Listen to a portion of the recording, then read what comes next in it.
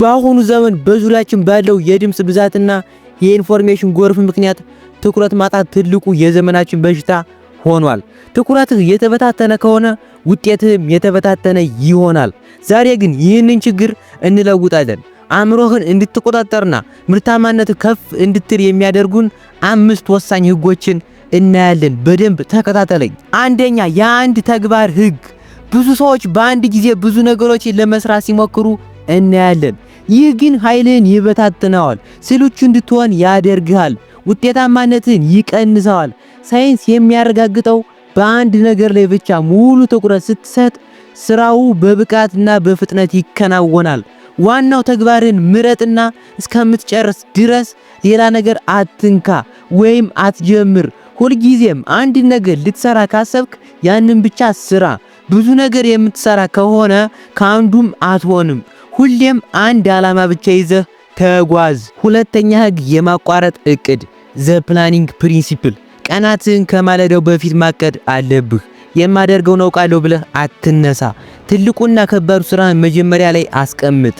ግልጽ የሆነ እቅድ ሲኖርህ አእምሮህ የት መሄድ እንዳለበት ያውቃል።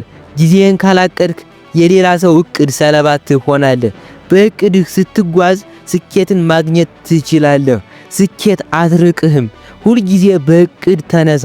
ሁልጊዜ በእቅድህ መሰረት ተጓዝ። ሶስተኛ ህግ፣ የፖሞዶሮ ዘዴ። በተከታታይ ሰዓታት መስራት አድካሚ ነው። ይህ ዘዴ ጊዜህን በብሎክ ይከፍታል። ለምሳሌ 25 ደቂቃ ሙሉ ትኩረት ሰጥተህ ትሰራለህ። ከዚያም 5 ደቂቃ እረፍት ትወስዳለህ። ይህም አእምሮህ እንዳይደክም ይረዳዋል። ዝም ብሎ ያለ ምንም እረፍት መስራት ለዛ ስራ ያለን አመለካከት፣ ለዛ ስራ ያለን ስሜት እያጠፋው ይመጣል። ሁልጊዜ ሰዓትን በአግባቡ መጠቀም በጣም ጠቃሚ ነው።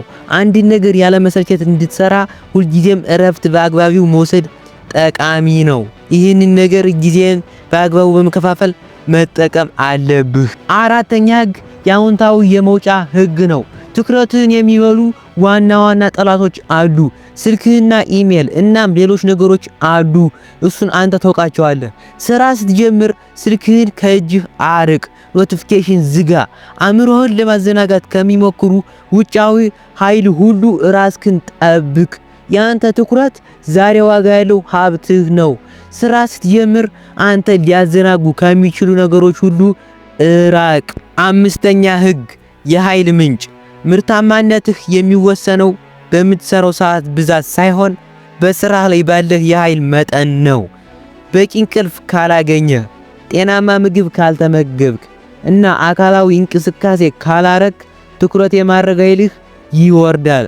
አእምሮ ከፍተኛ ብቃት እንዲሰራ ለሰውነትህ የሚገባውን እንክብካቤ ስጠው። ሁሉን ነገር በአግባቡ ተመገብ፣ በአግባቡ እንቅስቃሴ አድርግ፣ በአግባቡ ጥሩ የሆነ በቂ እንቅልፍ ተኛ እና ለሰውነትህ ጥሩ ኢነርጂ ስጠው። የማሰብ ኃይልን ተጠቀም። እነዚህን 5 ወሳኝ ህጎች ወደ ዕለታዊ ልማድህ ቀይር።